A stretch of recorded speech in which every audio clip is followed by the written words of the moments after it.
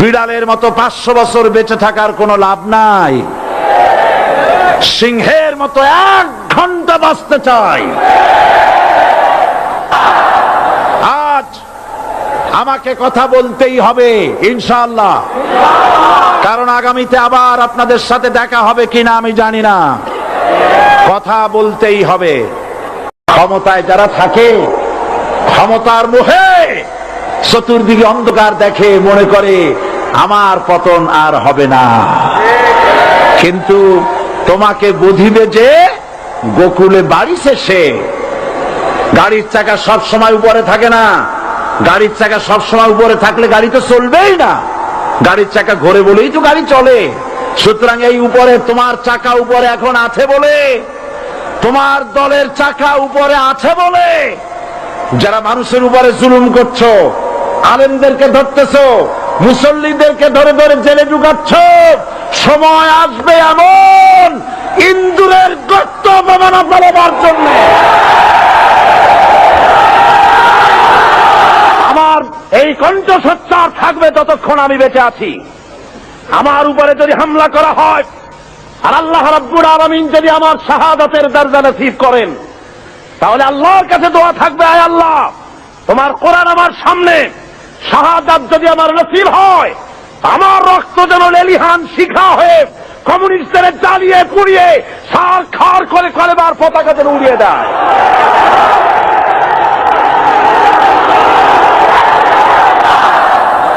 আজ আমাকে কথা বলতেই হবে ইনশাআল্লাহ, কারণ আগামীতে আবার আপনাদের সাথে দেখা হবে কিনা আমি জানি না।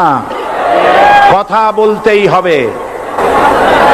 বসেন, কেউ দাঁড়িয়ে থাকবেন না।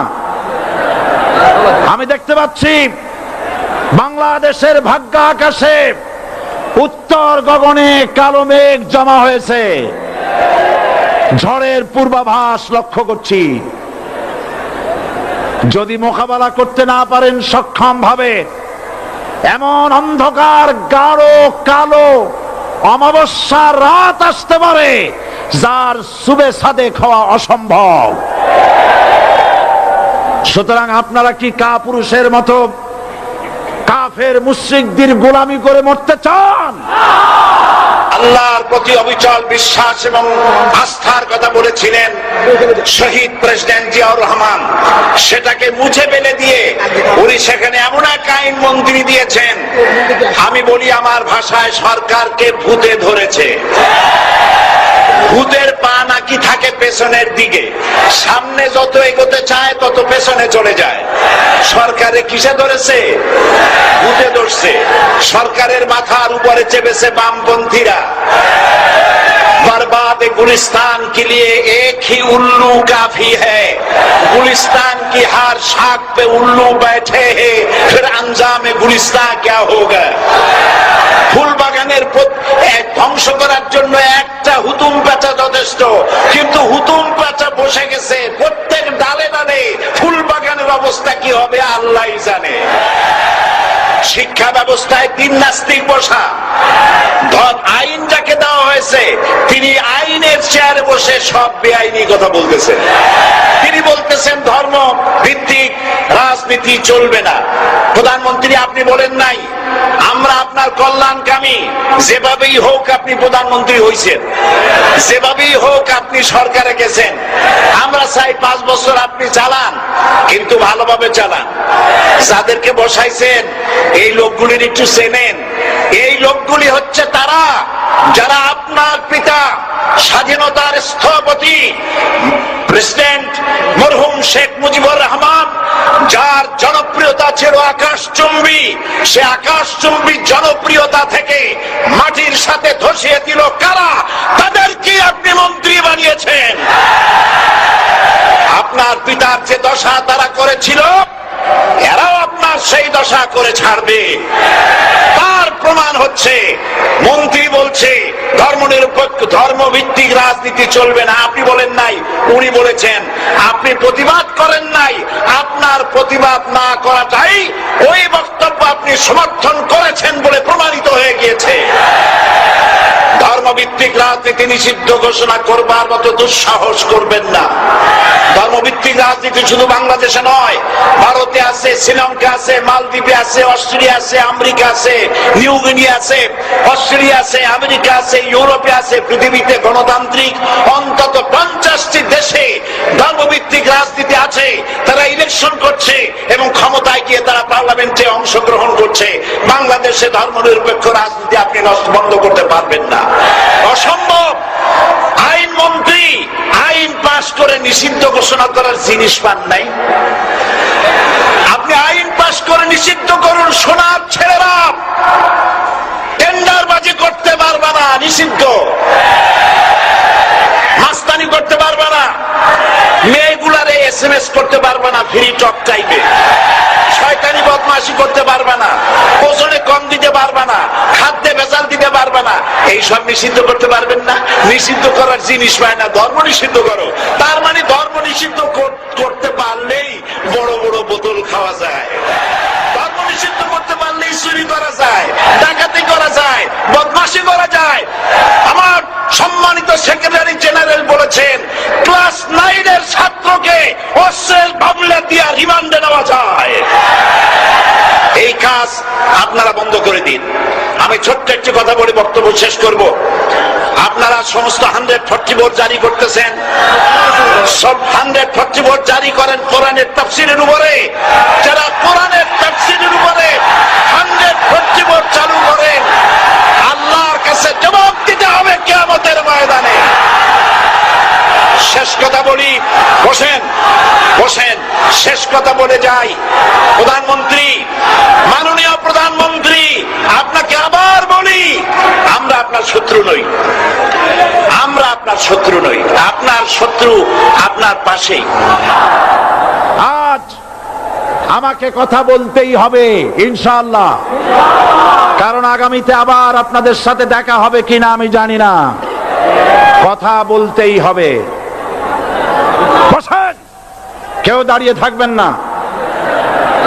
আমি দেখতে পাচ্ছি বাংলাদেশের ভাগ্য আকাশে উত্তর গগনে কালো মেঘ জমা হয়েছে, ঝড়ের পূর্বাভাস লক্ষ্য করছি।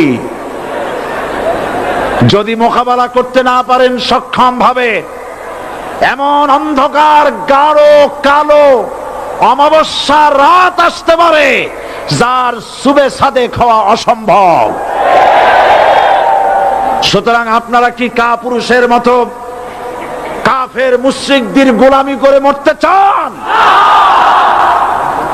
বিড়ালের মতো 500 বছর বেঁচে থাকার কোনো লাভ নাই। সিংহের মতো 1 ঘন্টা বাঁচতে চাই। আমাকে বলছে রাজাকার।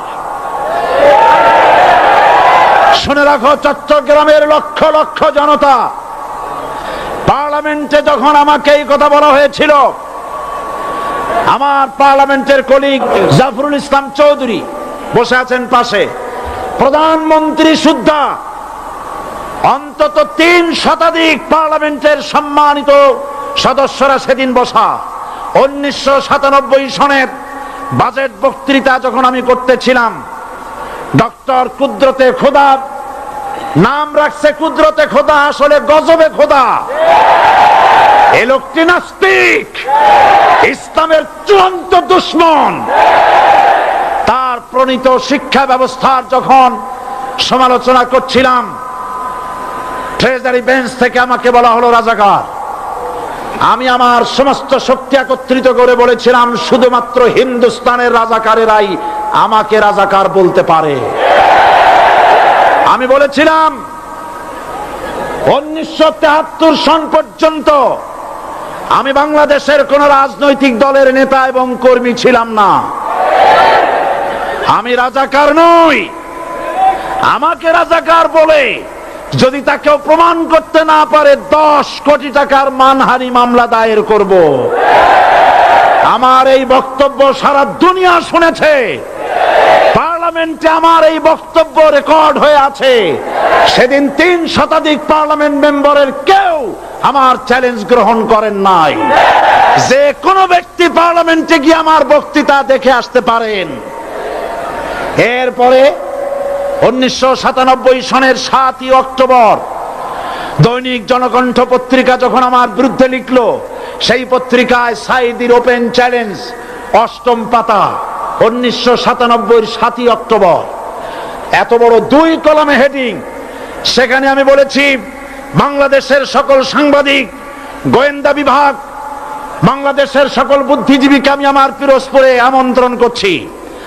আমার উপস্থিতিতে যদি কেউ প্রমাণ করতে পারে বাংলাদেশের স্বাধীনতা যুদ্ধের বিরুদ্ধে আমার কোনো ভূমিকা ছিল, সজ্ঞানে স্বেচ্ছায় জাতীয় সংসদের সদস্য পদ থেকে পদত্যাগ করব। 3 বছর পার হয়ে গেছে, আজ পর্যন্ত কেউ এই চ্যালেঞ্জের মোকাবেলা করে নাই। সুতরাং আমাকে যারা রাজাকার বলবে তারা পিতৃ পরিচয়হীন অবৈধ সন্তান। 1971 সনের, শোনো মুসলমানেরা, 1971 সনের কোন কাদা সাঈদীর গায়ে লাগে নাই।